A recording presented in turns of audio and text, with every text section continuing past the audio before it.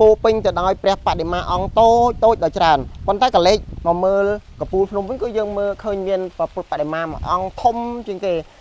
លោកអ៊ំចង់ដឹងថាតើព្រះបដិមាអង្គធំនេះកសាងតាំងពីឆ្នាំណាដោយអ្នកណាដែរអ៊ំ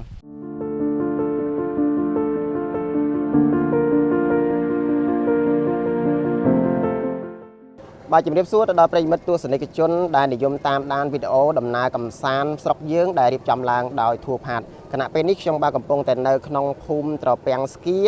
ឃុំត្រពាំងកញ្ញូងស្រុកត្រាំកក់ខេត្តតាកែវនៅខាងក្រោយខ្នងខ្ញុំនេះគឺជាវត្តពុទ្ធគិរីដែល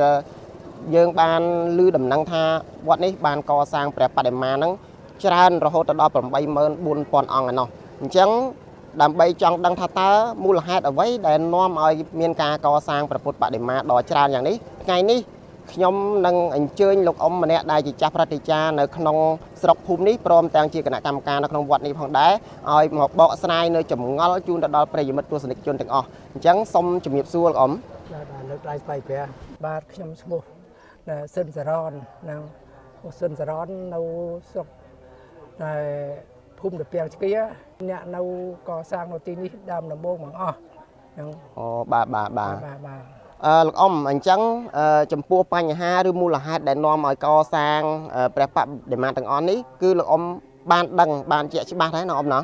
បាទដឹងមកជាក់ច្បាស់ណាបានកសាងនៅក្នុងឆ្នាំលកាអូបាទអ៊ំអញ្ចឹងខ្ញុំចង់ថាបបួលលោកអ៊ំអញ្ជើញលោកអ៊ំហ្នឹងដើរឡើងទៅខាងលើបដាហើយយើងនឹងអាចរៀបរាប់និយាយពីបញ្ហានិងមូលហេតុដែលនាំឲ្យមានការកសាងនៅបដិមាដ៏ច្រើននេះណាអ៊ំណាបានទេបាទអញ្ចឹងជើញអ៊ំជើញដល់អូខាងនោះអ៊ំណាខាងនោះស្ដាំអូខេលោកអ៊ំនិយាយអញ្ចឹងនៅជុំវិញភ្នំពុទ្ធគិរីនេះយើងឃើញមានព្រះពុទ្ធបដិមាទាំងតូចទាំងធំនឹងច្រើនមែនទែនបើតាមដំណឹងនោះថាមានរហូតដល់ 84,000 អង្គឯណោះមូលហេតុអ្វីដែលនាំឲ្យមានការកសាងនៅព្រះពុទ្ធបដិមាដ៏ច្រើនដូចនេះអ៊ំមានហេតុបងពីដំបូង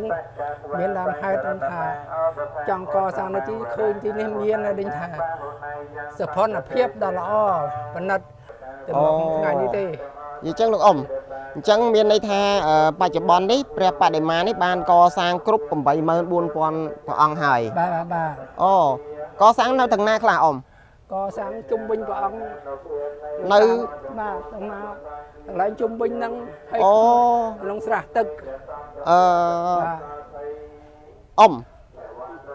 84,000 ហ្នឹងរាប់តែព្រះអង្គតូចដែលនៅខាងក្រោមនេះទេឬក៏រាប់ទាំងព្រះបដិមាទ្រង់ឈរបិណ្ឌបាតដែរបាទទាំងអស់ហ្មងទាំងព្រះអង្គទ្រង់ប្រភ្នែនធំអីហ្នឹងដែរទេទាំងអស់មានន័យថាសរុបមកវត្តហ្នឹងគឺមានបដិមាហ្នឹង 84,000 អង្គតែម្ដងតកតងជាមួយនឹងការកសាងរហូតដល់ 84,000 តើ 84,000 នេះយើងតំណាងឲ្យស្អីដែលយើងដាក់គោលការណ៍នៅក្នុងការកសាង 84,000 ហ្នឹងជាតំណាងឲ្យណែព្រះបដិមាកទាំងអស់នេះតំណាងឲ្យពុទ្ធសាសនាតំណាងឲ្យពុទ្ធសាសនានិងកូនចៅខាងក្រោយណែកូនចៅខាងក្រោយផុតពីតំណាងព្រះអង្គទៅផុតរលត់ទៅមានតែរូបបដិមាកនេះហើយដើម្បីធ្វើឲ្យកូនចៅទាំងអស់ហ្នឹងបានយល់ដឹងពីបុណ្យពីកុសលខ្លះកូនណាអូបាទអ៊ំដែលមែនតែនបើតាមខ្ញុំសិក្សាខ្លះព្រះពុទ្ធព្រះអង្គត្រាស់មុនបរិនិព្វាននេះព្រះអង្គបានត្រាស់សម្ដែងនៅប្រធរហ្នឹងមាន 84,000 បឋមខណ្ឌដែលពុទ្ធធម្មមណ្ឌលលោកបានរៀបចំរចនាទៅជាបត្រៃបិដកមិនអញ្ចឹងអ៊ំណាហ្នឹងហើយគេហៅអីក្រុមប្រឹក្សាក្រុមជំនុំបត្រៃបិដកអញ្ចឹងអ៊ំហ៎ហ្នឹងហើយអញ្ចឹងអាចនិយាយបានថា 84,000 ព្រះអង្គនេះគឺតំណាងឲ្យបត្រៃបិដកហ្នឹងទេបាទតំណាងមកឲ្យបត្រៃបិដក 84,000 បឋមខណ្ឌហ្នឹងតំណាងឲ្យបត្រៃបិដកគឺព្រះគម្ពីរណាដែលព្រះអង្គបានបរិនិព្វានទៅបន្សល់ទុកនៅបត្រៃបិដកហ្នឹងឲ្យកូនចៅគោរពនឹងគោរពដល់ថ្ងៃអញ្ចឹងមានន័យថា 84,000 នេះគឺតំណាងឲ្យព្រះ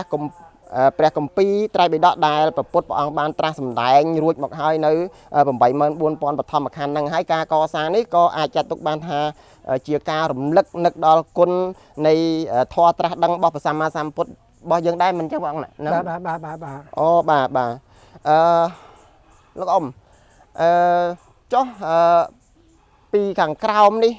រហូតទៅដល់កំពូលភ្នំមានចម្ងាយប្រហែលជាប្រមាណអានេះវាខ្ញុំមិនសូវបានដឹងចម្ងាយទេកូនណាបាទមិនសូវបានចម្ងាយទេពួកមិនបានដឹងពីគណៈកម្មការគេវាស់គេវិញខ្ញុំមិនបានដឹងថាចម្ងាយប្រមាណម៉ែត្រទេកូន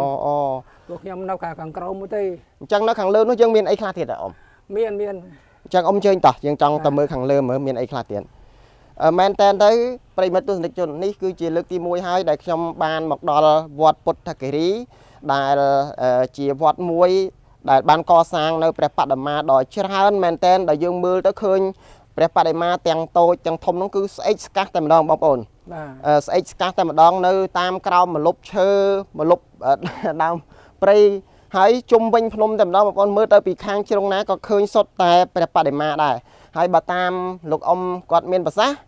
គឺព្រះបដិមានេះកសាងឡើងនៅក្នុងគោលបំណង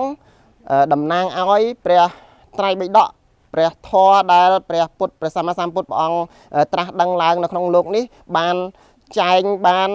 បញ្ញត្តិហើយនៅក្នុងគម្ពីរព្រះត្រៃបិដករបស់សាសនាពុទ្ធព្រះសម្មាសម្ពុទ្ធយើងហ្នឹងវត្តដែលមានព្រះពុទ្ធបដិមាច្រើនបំផុតគឺមានតែវត្តពុទ្ធគិរីកម្ពុជានេះទេដែលមានព្រះពុទ្ធបដិមាច្រើនជាងគេបងអស់អញ្ចឹងបងប្អូនបើសិនជាបងប្អូនចង់ដឹងចង់ស្គាល់ថាតើវត្តពុទ្ធគិរីនេះពិតជាដូចអ្វីដែលខ្ញុំបាននិយាយខ្ញុំបានថាអញ្ចឹងដែរអត់បងប្អូនអញ្ជើញមកបងប្អូនអាចអញ្ជើញមកដល់វត្តពុទ្ធគិរីដែលយើងបោះជំហានចេញតាមផ្លូវជាតិលេខ3ពីភ្នំពេញមកតែ91គីឡូម៉ែត្រទេមកដល់វត្តពុទ្ធគិរីហើយអញ្ចឹងបងប្អូនឥឡូវនេះយើងឃើញហើយមានទាំងអមសងខាងផ្លូវមានទាំងព្រៃនៅជុំវិញតាមជំនីភ្នំជំរាលចុះគឺសុទ្ធសឹងតែព្រះបដិមាទាំងអស់ហើយឥឡូវនេះយើងកំពុងតែធ្វើដំណើរឡើងទៅកំពូលភ្នំនៃភ្នំពុទ្ធគិរីបងប្អូនឥឡូវយើងចង់ដឹងថាតើខាងលើនោះយើងមានអីទៀតឥឡូវទៅជាមួយនឹងខ្ញុំទាំងអស់គ្នាតាមរយៈធួបហាត់តោះ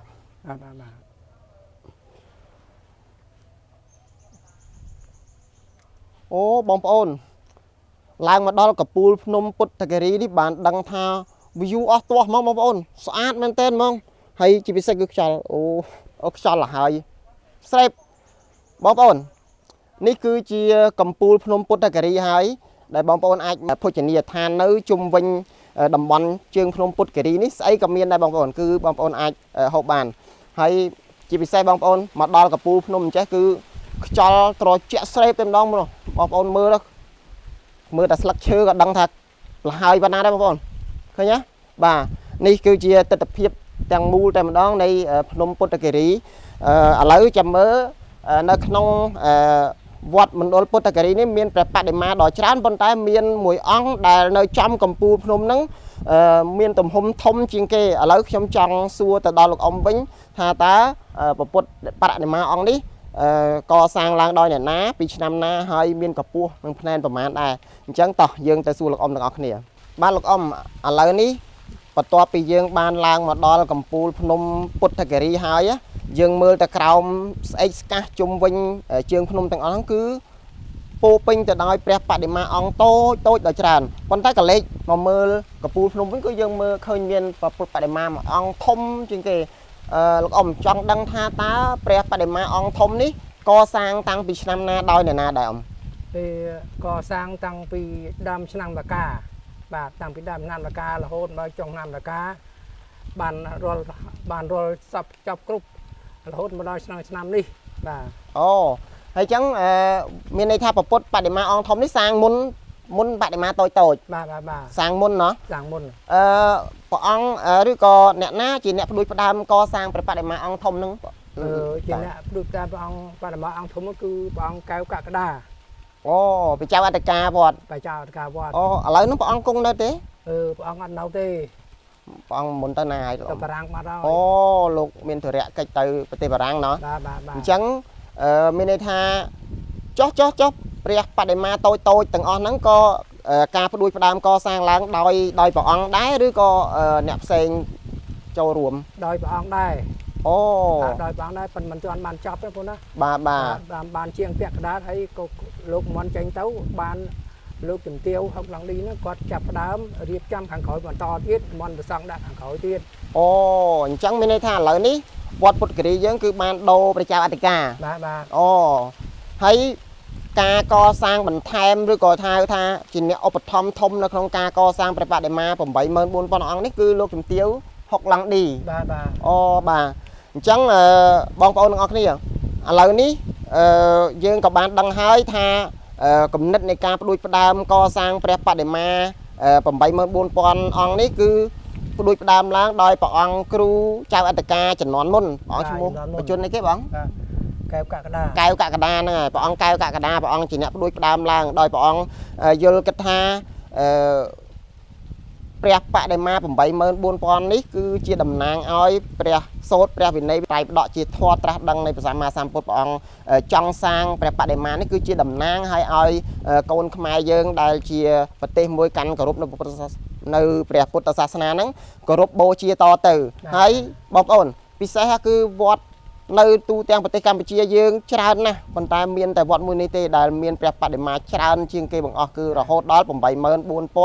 អង្គហើយឥឡូវនេះលោកអ៊ំចង់សួរបន្តិចទៀតថាបន្ទាប់ពីឥឡូវនេះបានសាងសង់ព្រះបដិមាគ្រប់ 84000 ហើយតើគម្រោងនៃការកសាងនៅក្នុងវត្តនេះតើយើងបន្តធ្វើអីទៀត មានតែបន្តមានសាលាហើយព្រះវិហារហើយក្រៅពីហ្នឹងទៀតមិនទាន់ដឹងបានធ្វើអីទៀតទេ អូអញ្ចឹងមានន័យថាវត្តយើងអត់ទាន់មានព្រះវិហារទេ បាទទឹមកសាង អូកំពុងកសាងមែនលោកអ៊ំ បាទ អូបានប្រហែលប្រហែលភាគរយអ៊ំ បាន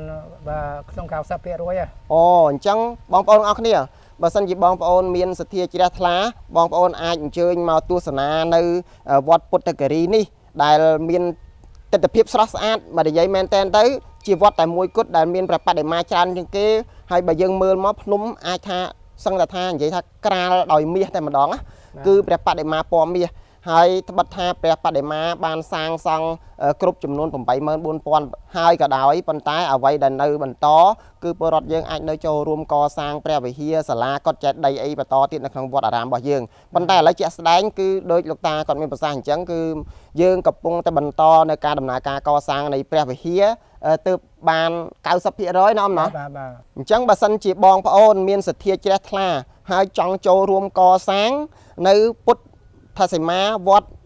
ពុទ្ធគិរីនេះបងប្អូនអាចអញ្ជើញមកដល់ទីតាំងនេះទី1បងប្អូនអាចទទួលបាននៅទេសភាពដ៏ស្រស់ស្អាតឃើញពណ៌មាសក្រាលនៅជុំវិញភ្នំតែម្ដងហើយជាពិសេសគឺខ្យល់ជំនោរបក់មកពីកពូលភ្នំនៃភ្នំពុទ្ធគិរីនេះហើយមួយទៀតបងប្អូនក៏អាចចូលរួមចំណែកនៅក្នុងការកសាងបន្ថែមនៅវត្តពុទ្ធគិរីថ្មីត្បិតថាព្រះបដិមាបានសាងសង់គ្រប់ចំនួន 84000 ហើយប៉ុន្តែនៅឡើយសាលាព្រះវិហារកុដិចេតិយអីគឺយើងនៅមិនទាន់មានការកសាងគ្រប់គ្រាន់ដល់ឡើយទេហើយជាក់ស្ដែងគឺបន្តការកសាងព្រះវិហារនេះ